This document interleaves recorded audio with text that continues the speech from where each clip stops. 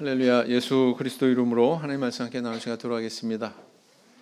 말씀 나누기 전에 어제 그 새벽에 그러고 보니까 어제가 아니네요. 오늘 새벽이네요. 어떻게 오늘 새벽에 다 무사 귀가하셨습니까? 우리 하나님께서 여러분들의 그 우리 교무이신 이경주 집사님 가정을 향한 사랑의 발걸음을 기억하시고 또 축복해 주시기를 원합니다. 오늘은 이제 그 세상을 구원한 요셉. 우리 지난 시간에는 애굽으로 이렇게 다 이주한 그런 요셉의 가족들, 야곱의 가족들에 대한 그런 이야기를 살펴봤습니다. 오늘은 그 이야기에 이어서 앞으로 이제 5년이 더 남았다고 그랬죠. 흉년이 드는 해가 5년이 더 남았다고 그랬는데 그 5해 동안에 어떤 일이 일어났는지, 애굽이라고 하는 나라에 어떤 변화가 찾아왔는지, 그리고 또 그 변화의 중심에 요셉이 어떤 역할을 했는지, 이런 내용들을 다루고 있습니다. 본문을 먼저 읽어보실까요?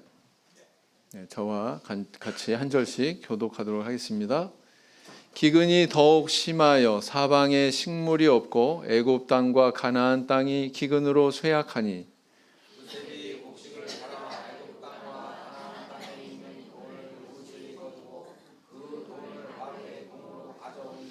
애굽 땅과 가나안 땅에 돈이 지난지라 애굽 백성이 다 요셉에게 와서 가로되 돈이 지나였사오니 우리에게 식물을 주소서 어찌 주 앞에서 죽으리이까?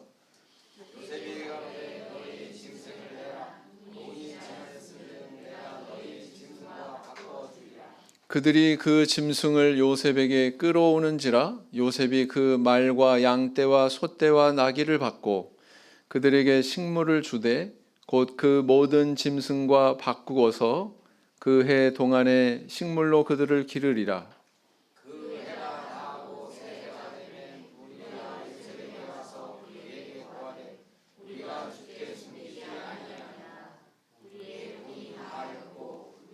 짐승떼가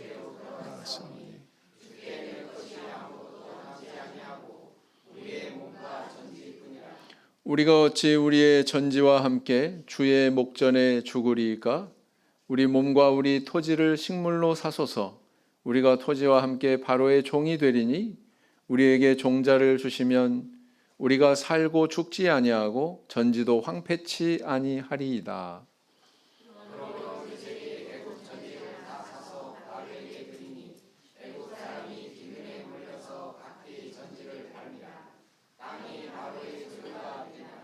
요셉이 애굽 이 끝에서 저 끝까지 백성을 성읍들에 옮겼으나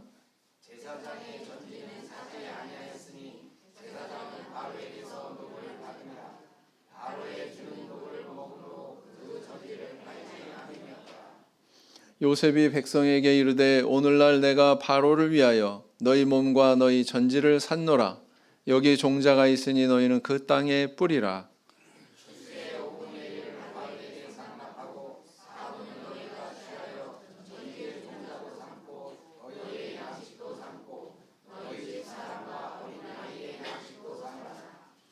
그들이 가로되 주께서 우리를 살리셨사오니 우리가 주께 은혜를 입고 바로의 종이 되겠나이다.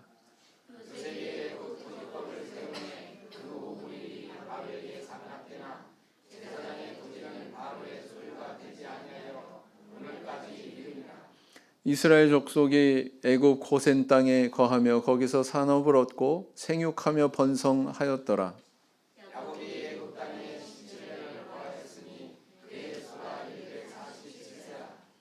이스라엘의 죽을 기한이 가까움에 그가 그 아들 요셉을 불러 그에게 이르되 이제 내가 내게 은혜를 입었거든 청하노니 내 손을 내 환도뼈 아래 넣어서 나를 인애와 성심으로 대접하여 애굽에 장사하지 않기를 맹세하고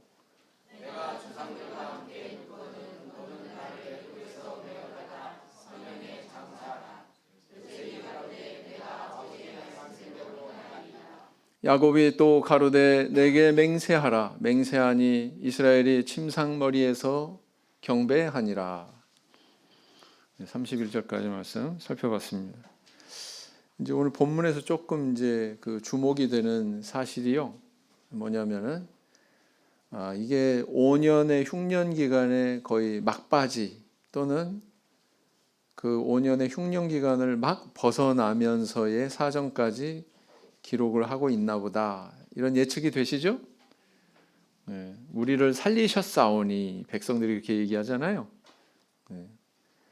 그리고 또 이제 이런 토지법이나 이런 것들이 정착이 돼서 새롭게 이제 시작이 돼서 파종을 명하는 이런 내용도 나와 있는 걸 봐서 5년의 기간이 포함이 된 막 이제 그 재앙의 기간이 끝난 다음까지를 기록을 하고 있다 이렇게 볼 수가 있습니다. 그다음 또 한 가지 주목이 되는 사실은 뭘까요? 5분의 1이라고 하는 그런 비율을 이야기하고 있다는 것입니다. 친숙하시죠? 5분의 1이 왜 친숙하세요? 맨 처음에 그 요셉이 감옥에서 막 나와서 바로왕 앞에 섰을 때 7해 풍년든 해에 그 곡물 수확의 5분의 1을 적치하면 7해 흉년의 그 어려운 기간을 감내할 수 있을 거라고 그렇게 제안을 했잖아요. 그 제안할 때의 비율이 또 얼마였어요? 5분의 1. 퍼센트로 얘기하자면 20%. 맞습니까? 네, 그게 좀 눈에 띄는 사실이다 이렇게 볼 수가 있습니다. 자, 그럼 본문을 어떻게 읽으셨는지 한번 확인해 봅시다. 자, 요셉은 곡식을 판 돈을 어디로 가져왔는가? 14절 보니까 뭐라고 기록하고 있어요? 바로의 궁으로 가져왔다 이렇게 기록을 하고 있습니다. 그러니까 바로 왕의 그 창고가 가득가득 찼겠죠? 국고가 가득가득 찼겠죠. 그리고 이게 어디로부터 왔냐면은 애굽 땅뿐만 아니라 가나안 땅의 돈까지도 언급을 하고 있습니다. 이것으로 봐서 이 가나안 땅의 여러 족속들의 그런 생존도 상당히 어디에 의존되어 있었다는 걸 알 수 있습니까? 이 시대에 애굽에 의존되어 있었다라는 것을 알 수가 있습니다. 바로 그 야곱 가족들도 그 중에 하나였다 이렇게 볼 수가 있는 거죠. 몰수이라고 하는 이 표현은 있는 수요대로 모두 다 말하자면 싹 쓸어서 요즘 말로 표현하자면 그런 의미다 이렇게 볼 수가 있습니다. 두 번째, 요셉은 모든 돈을 소모한 백성들에게 양식의 값으로 무엇을 요구했는가? 16절에 보니까 뭘 요구했어요?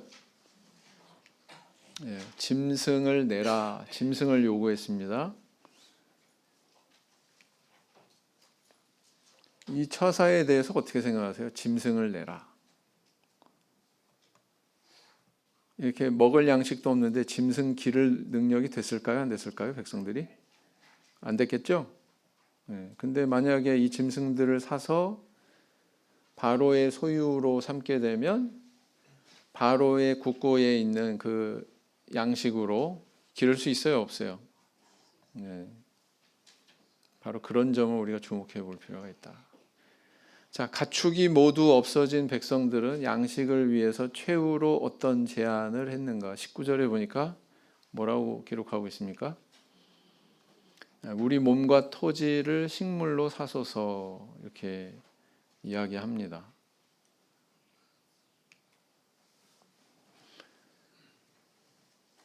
네 번째, 요셉이 세운 애굽 토지법의 내용은 무엇인가? 자, 이제 모든 것들이 다 이제 바로의 소유로 귀속이 됐어요. 심지어는 사람들까지 바로의 노예가 됐습니다.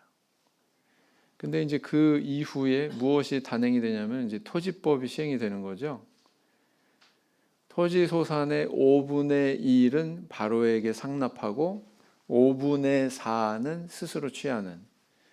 여러분 이 제도가 어때요? 가혹해요? 엄합니까? 그렇지 않죠? 네. 이런 점을 우리가 주목해 볼 필요가 있습니다. 자, 야곱은 죽기 전에 그 아들 요셉에게 무엇을 맹세시키는가 그랬습니다. 29절 30절 보니까 애굽에 장사하지 않기를 맹세하라 이렇게 얘기합니다. 야곱은 무슨 생각을 했길래 이렇게 이야기를 할까요? 이런 요구를 할까요? 매어다가 선영에 장사하라. 여기서 선영은 뭘까요? 선영은 사람 이름이 아닙니다.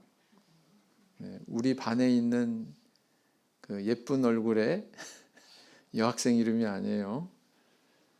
조상의 무덤 또는 그 근처의 땅, 이것이 바로 선영이라고 하는 단어의 의미죠.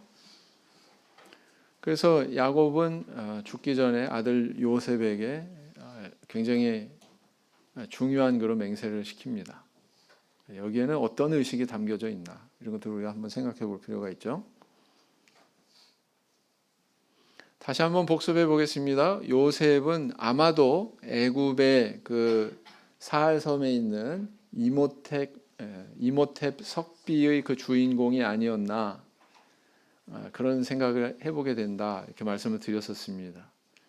이 석비에는 여러 가지 내용들이 기록이 되어 있는데 요점을 얘기하자면 제3왕조 조세르 왕 시절의 재상이었던 그런 인물이 바로 이모텝이다. 이 사람은 다양한 그런 능력을 가지고 있었다고 그랬죠.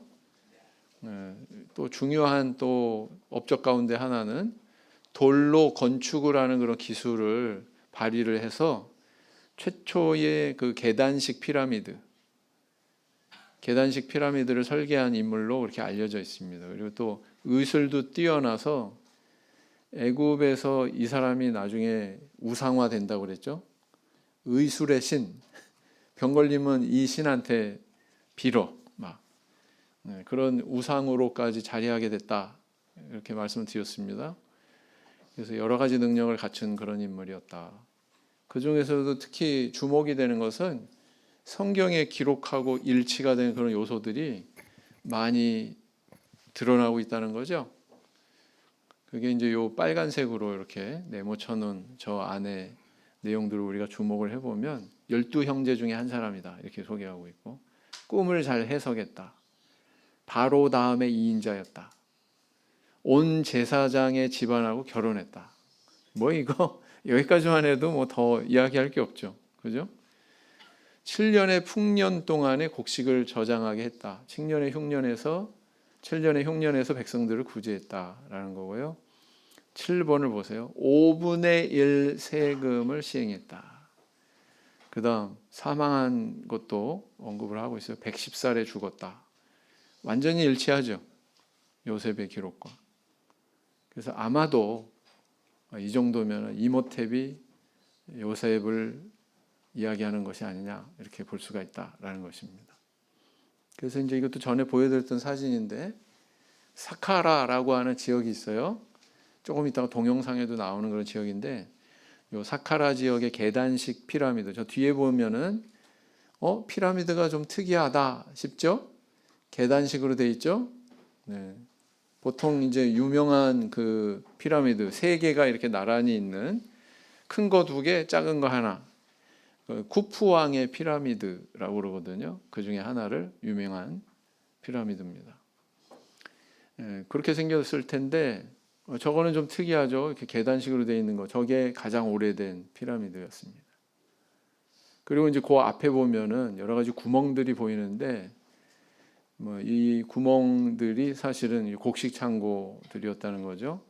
또 저 중에는 계단으로 이렇게 내려가서 접근해야 되는, 물건이 있는 곳 접근해야 되는 그런 계단의 창고, 지하 계단으로 내려가는 창고, 지하 창고로 내려가는 계단이 저렇게 발견이 되죠. 동영상을 보시겠습니다. 기원전 2667년 새로운 파라오가 즉위한다. 그의 이름은 조세르, 이집트 제3왕조의 2대 파라오다. 2000년 후의 파라오들에게도 모범이 됐을 정도로 훌륭한 통치자였던 조세르는 신격화된 최초의 파라오였다. 조세르는 1000년이 훨씬 지난 19왕조 때도 돌을 여는 자라고 추앙받았습니다. 조세르와 석조 건물의 관계를 잘 보여주는 대목이라 할 수 있죠. 조세르는 왕위에 오르자마자 자신의 죽음을 준비했다. 자신이 묻힐 무덤을 건설하라고 지시한 것이다. 조세르 왕의 무덤은 진흙벽돌이 아니라 석재를 이용해 쌓아 올려진다. 바위만으로 거대한 무덤을 지어야 하는 이 공사를 책임진 사람은 미천한 계급 출신의 건축가 임호텝이었다. 임호텝은 조세르 왕의 수석 건축가이자 재무장관이었고 사제였으며 수상이었다. 조세르 왕의 총애를 받은 임호텝은 왕의 무덤 공사를 맡으면서 불멸의 지위에 오르게 된다. 건축 기술이 뛰어났던 고대 로마인들조차 임호텝을 건축의 신으로 숭배했다. 임호텝의 혁신적인 건축술은 세계 최초의 피라미드 건설이란 위대한 성과를 이뤘지만 그것은 단번에 이루어진 게 아니었다. 그는 피라미드를 세우기 전에 이집트에서 가장 큰 마스타바를 지었다. 메네스 왕 재위 시절부터 사카라엔 파라오들의 무덤이 있었다. 나일강 서쪽 기슭에 자리 잡은 사카라는 수도 멤피스와도 가까웠다. 무덤을 지을 자리가 정해진 다음에는 일꾼들을 모아야 했다. 파라오의 영원한 안식처를 마련하는 데는 엄청난 노동력이 필요했기 때문이다. 요즘 사람들은 노예라고 하면 미국 남부의 흑인 노예들을 떠올리겠죠. 하지만 고대 이집트에는 그런 식의 노예가 없었어요. 노동력을 제공하면 식량이나 옷감을 주거나 세금을 면제해 줬을 것이다. 이렇게 모인 일꾼들은 20명이 한 조를 이루었다. 조세르의 피라미드를 짓는 공사엔 500개의 조, 즉 10,000명 정도의 일꾼이 동원됐다.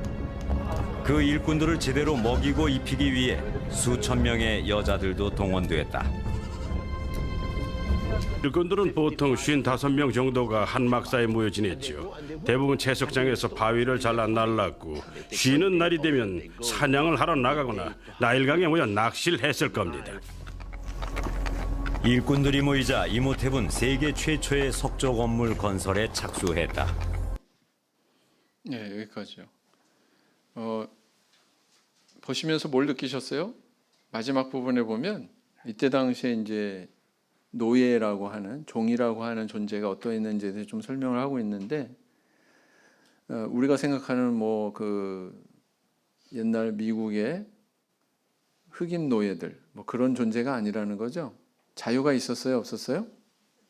있었어요. 뭐 낚시를 하든가 휴일에 뭐 사냥을 하든가 그럴 수도 있고 또 이때 발견이 된 그런 장부가 있답니다. 장부에 보면 어떤 종이 결근을 했어요. 결근을 했는데 이유가 전날 너무 음주를 많이 해서 뭐 이런 것도 적혀 있답니다. 그러니까 상당히 그 자유가 있는 지금으로 말하면 그냥 노무자 이런 정도로 이해를 해야 된다는 거죠. 그러나 이제 한 400여 년 뒤에 이스라엘 백성들이 노예가 됐을 때는 그때의 노예는 또 전혀 다른 성격의 노예로 바뀌게 되는 거죠. 아무튼 이제 이런 관점에서 오늘 본문도 제대로 봐야 된다라는 겁니다. 요셉이 백성들에게 곡식을 거저주지 않고 돈을 받고 판 것에 대해서 이야기해보자 그랬어요. 어떻게 생각하십니까? 좀 그렇게 넉넉하면 좀 거저주지. 만약에 거저줬다면 어떻게 됐을까요? 남아났을까요? 아마 이렇게 무상으로 막 퍼졌으면 흉년의 남은 기간, 그 5년을 다 견디지 못하고 아마 다 공멸했을 거예요. 다 소모돼서. 그러지 않았을까요? 그래서 이 요셉이 그 말하자면 돈을 받고서 곡식을 판 것은 너무 매정하다 또는 뭐 빈부의 격차를 조장한다. 왜냐하면 한쪽은 부가 쌓이고 한쪽은 이제 주머니가 얇아지니까 지갑이 얇아지니까 그걸 조장한 것이 아니냐 이렇게 이제 이야기할 수 있는데 그렇지 않다라는 겁니다. 항상 어떤 재화의 이동이 일어나려면 가치 교환이 이루어져야 되는 거죠. 그죠? 네. 그리고 또 한 가지는 이렇게 돈이 한쪽으로 몰리는 것은 어떤 또 결과를 가져오냐면은 이 애굽의 그 애굽 왕이 굉장히 중앙 집권적인 그런 리더십을 발휘할 수 있는 그런 여건이 점점 갖추어져 갔다 이렇게 볼 수가 있습니다. 그래서요, 사실은 이제 재물이라고 하는 이 세상의 물질이라고 하는 것에도 어떤 원리가 있죠. 성경에서도 가끔 이제 그런 것들에 대해서 언급을 하고 있습니다. 근데 잠언 28장 8절에 이렇게 재밌는 표현이 있죠. 한번 읽어보시겠습니다. 시작. 중한 별리로 자기 재산을 많아지게 하는 것은 가난한 사람 불쌍히 여기는 자를 위하여 그 재산을 저축하는 것이니라 그랬어요. 아주 무거운 이자율로 말하자면 고리대금업하는 거, 그래서 막 재산을 축적하는 거, 그것은 사실은 나중에 그 좋은 일 하기 위해서 저축하는 거다. 이런 표현이 있어요. 물질은 어떻게 된다? 돌고 돌게 되어 있다. 돈이라는 우리나라 말 표현이 그 돌고 돌기 때문에 돈이다고 그렇게 이야기한다고 하는 말도 있잖아요. 그래서 성경에 이런 표현이 있어요. 아, 물질은 이렇게 흐르게 되어 있구나. 또 이렇게 부적절하고 부당하게 쌓아 올리면 그것은 언젠가 다른 데로 새어나가게 되어 있구나라는 것을 우리한테 가르쳐주고 있다라는 겁니다. 그러나 요셉은 결코 부당하거나 부적절하게 축적한 게 아니죠. 재화의 이동이 일어났으니까. 그 다음 잠언 13장 11절 읽어보시겠습니다. 시작. 망령되이 얻은 재물은 줄어가고 손으로 모은 것은 늘어가느니라. 소위 이제 땀 흘려 가지고 그렇게 모은 것은 가치가 있기 때문에 그런 것들은 늘어간다. 근데 망령되이 얻은 재물, 뭐 도박이나 아니면 뭐 불법적으로나 그렇게 해서 모은 것은 날아가죠. 네, 그렇습니다. 자, 두 번째, 요셉이 백성들의 짐승을 받고 곡식을 내어준 것은 어떻게 이해해야 하는지 이야기해 보자 그랬습니다. 돈 받는 건 그렇다 쳐요. 이제 돈이 다 떨어졌어요. 돈이 다 떨어지고 나니까 뭘 받았어요? 짐승을 받았습니다. 근데 이게 좀 가오간 듯 보이지 않습니까? 아, 이쯤 되면은 그동안 돈 내고서 곡식도 많이 애용했는데 어느 정도 좋은 일 할 수 있는 거 아닌가? 근데 요셉은 그렇게 하지 않았습니다.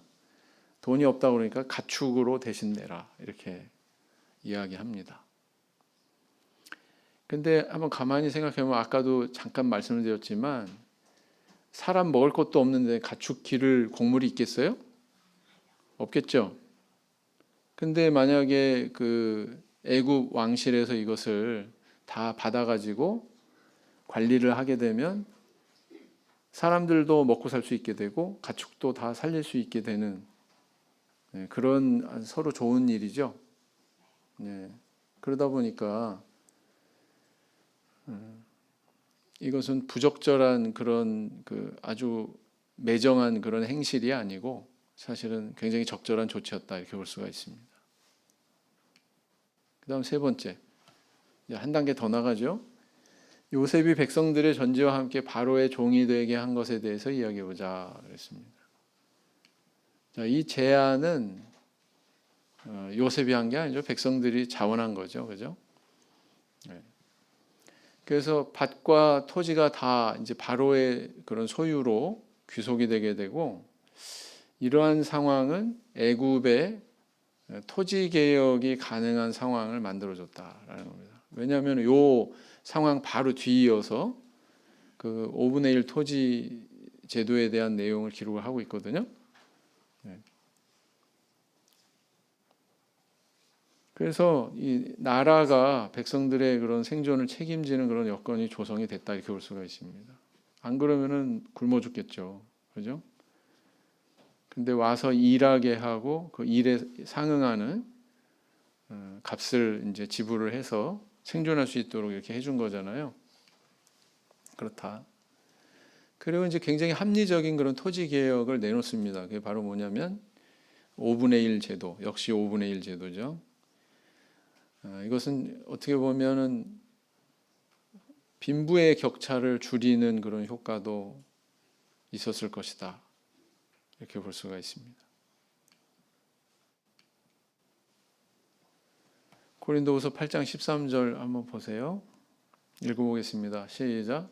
이는 다른 사람들은 평안하게 하고 너희는 곤고하게 하려는 것이 아니요 평균케 하려 함이니 그랬습니다. 고린도후서 8장 14절 15절 시작. 이제 너희의 유효한 것으로 저희 부족한 것을 보충함은 후에 저희 유효한 것으로 너희 부족한 것을 보충하여 평균하게 하려 함이라. 기록한 것 같이 많이 거둔 자도 남지 아니하였고 적게 거둔 자도 모자라지 아니하였느니라 그랬어요. 이 말씀에서도 우리에게 이런 물질에 대한 어떤 원리에 대해서 교훈하고 있다 이렇게 볼 수가 있습니다. 신앙적인 그런 교훈을 하고 있다.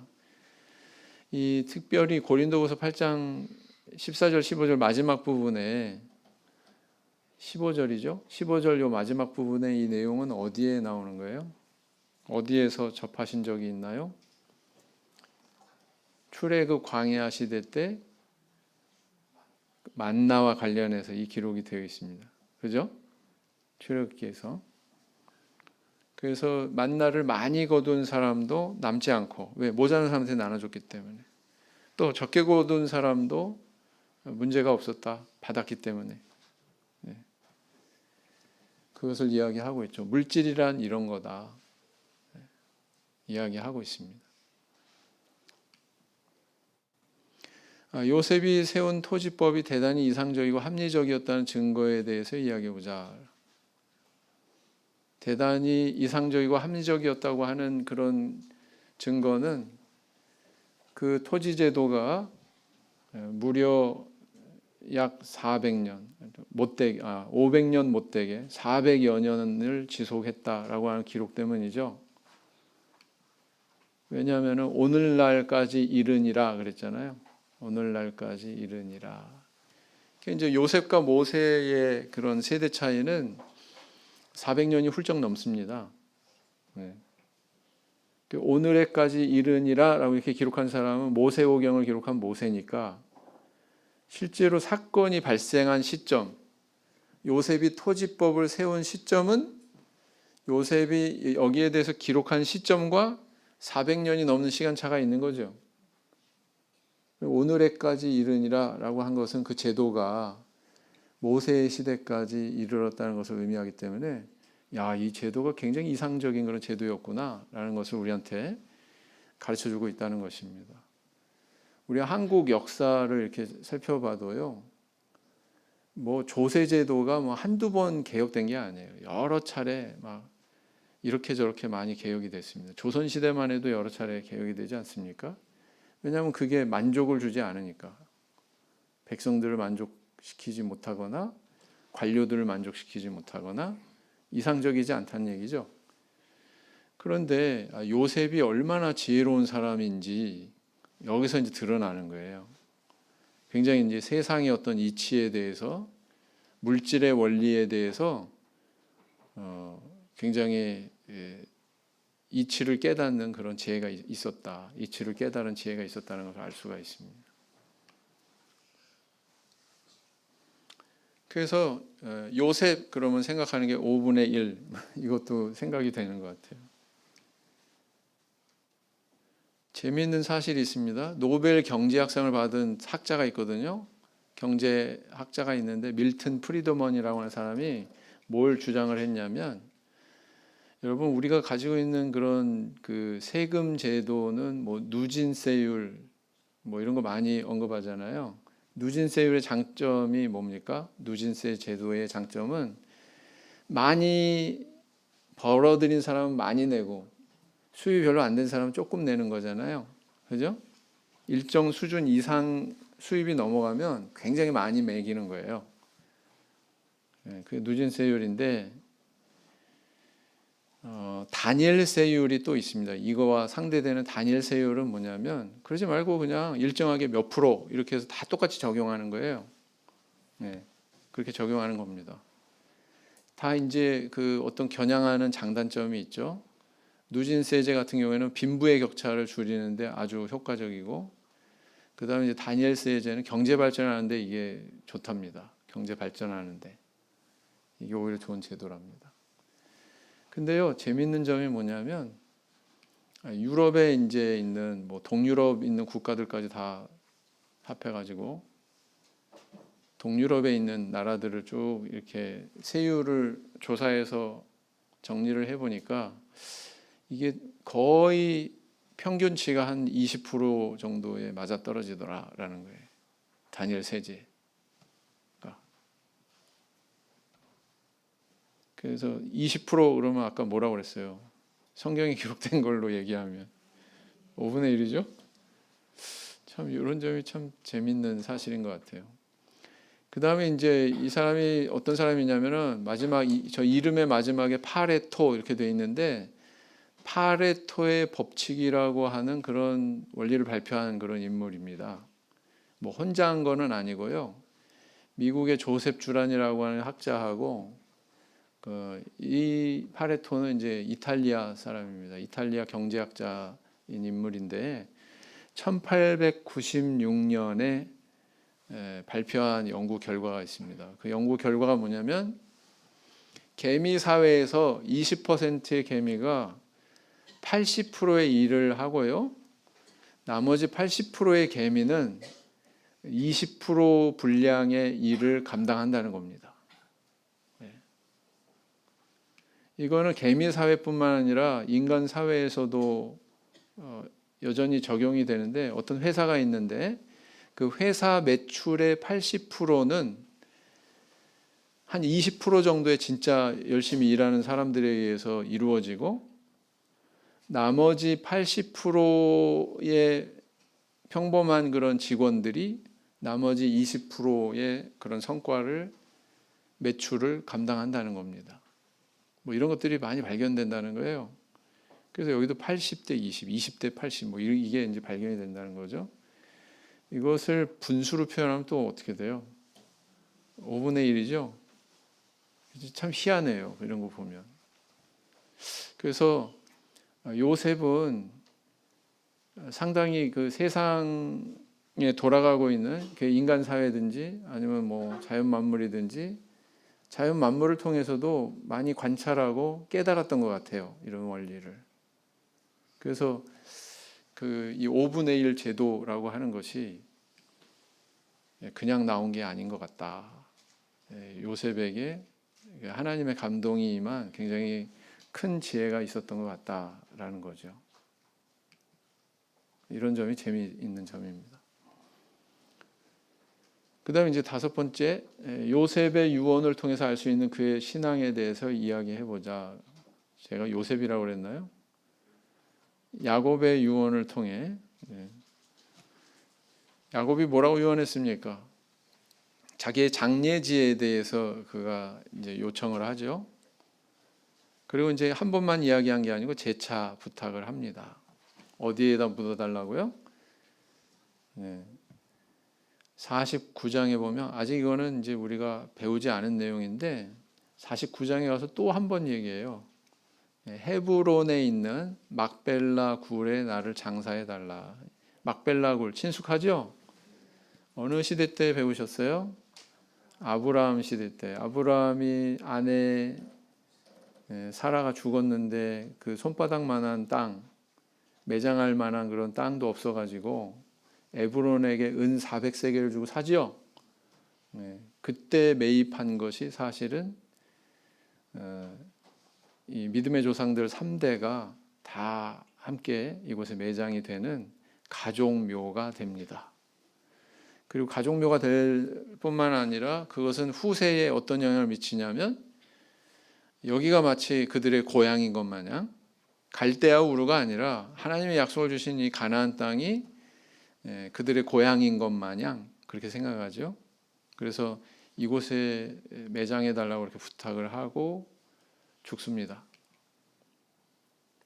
이것은 뭘 의미하냐면은 야곱의 마음 속에도 이 애굽의 어떤 부귀영화보다도 하나님의 약속이 있는 이 가나안 땅을 더 사모하는 그런 신앙이 있었다라는 것을 보여주고 있습니다. 약속의 땅, 가나안.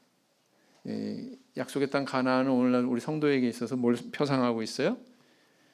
영원한 천국. 우리가 이 땅에서 아무리 잘 돼도 결코 이 땅에 우리의 마음을 심으면 안 돼요. 마음을 두면 안 됩니다. 우리는 언젠가 떠나간다는 것은 흔들릴 수 없는 그런 명확한 사실이고, 우리가 떠나간다고 하는 것은 그걸로 끝나는 게 아니고 우리가 도착하게 될 또 다른 본향이 있다는 것이죠. 또 다른 장소가 있다는 것이죠. 하나님께서는 그걸 약속하고 있습니다. 그것을 마음에 두고 살아라, 이런 교훈을 우리에게 주고 있다, 이렇게 볼 수가 있죠. 읽어보시겠습니다. 시작. 그가 그들에게 명하여 가로되 내가 내 열조에게로 돌아가리니 나를 햇사람 에브론의 밭에 있는 굴에 우리 부요조와 함께 장사하라, 이렇게 유언했죠. 그래서 이런 믿음의 조상들의 이런 신앙이 우리에게 울림을 주고 있습니다. 우리는 이렇게 살아야 된다. 히브리서 11장 14절 16절 다 같이 읽겠습니다. 시작. 이같이 말하는 저희가 나온 바 본향을 생각하였다면 돌아갈 기회가 있었으려니와 저희가 이제는 더 나은 본향을 사모하니 곧 하늘에 있는 것이라.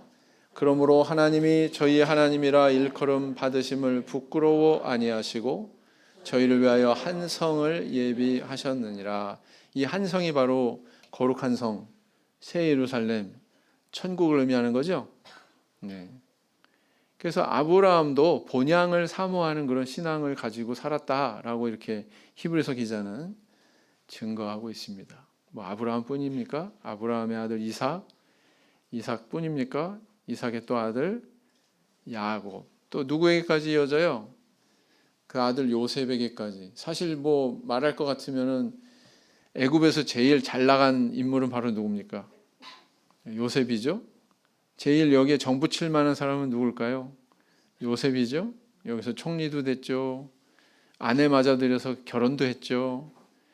에브라임과 므낫세 두 아들도, 므낫세가 먼저죠. 므낫세와 에브라임 두 아들도 얻었죠. 얼마나 꿀 같은 시간을 보냈습니까? 애굽에서.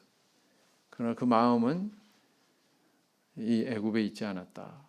이 죄악 세상에 있지 않았다라는 것입니다.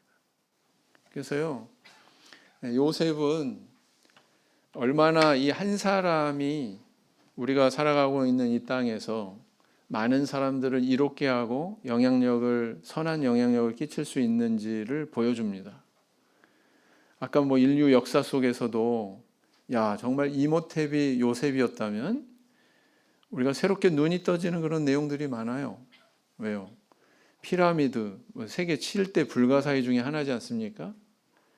그런 인류의 문명사에 지대한 영향을 끼친 인물이 바로 성경에 있는 바로 이 인물이었다는 거예요. 그렇지 않습니까?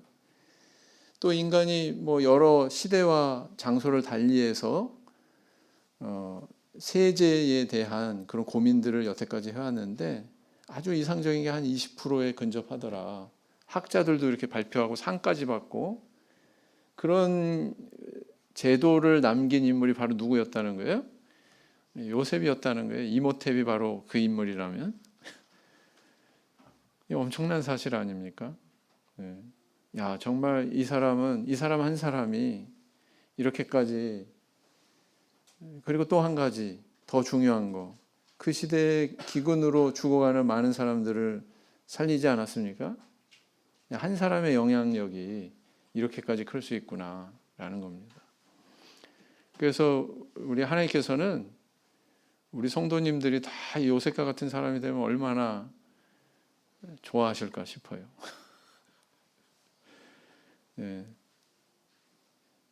우리들의 어떤 그런 끼칠 수 있는 영향력의 반경이 있습니다. 우리 가정이라고 하는 반경이 있을 수 있고, 그죠? 그리고 또 마치 뭐 분대장 그러면 한 10명 되잖아요, 수하에. 소대장 그러면 한 30-40명 되잖아요. 중대장 그러면 한 150명 되지 않습니까? 그리고 뭐 대대장 그러면은 곱하기 4, 뭐 한 500명, 600명 되지 않습니까? 뭐 이런 사람들이 다 사실 자기 휘하에 있는 거잖아요. 그런 것처럼 우리가 어떤 자리에 있든지 어떤 곳에 소속이 되어 있든지 우리가 영향력을 끼칠 수 있는 그런 반경이 있어요. 반경이 있습니다.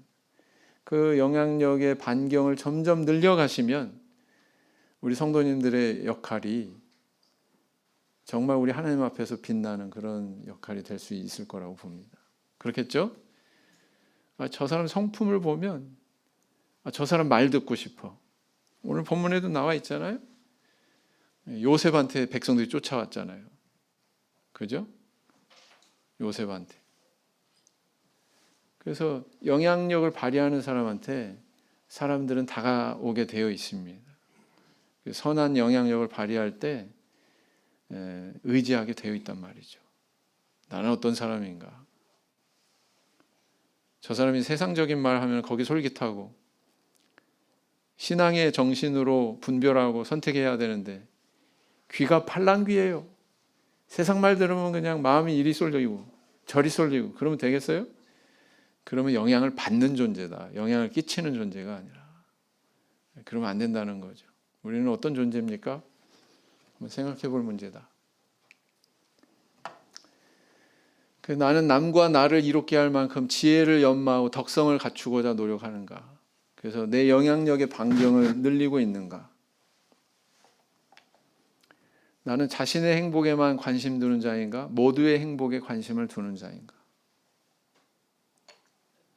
나는 세상에서 잠시 낙을 누리는 것보다 더 나은 본향 천국을 사모하는 자인가? 이런 것들을 생각하게 하는 요셉의 이야기였습니다. 오늘 여기까지 살펴봤습니다. 묵상기도 하시겠습니다.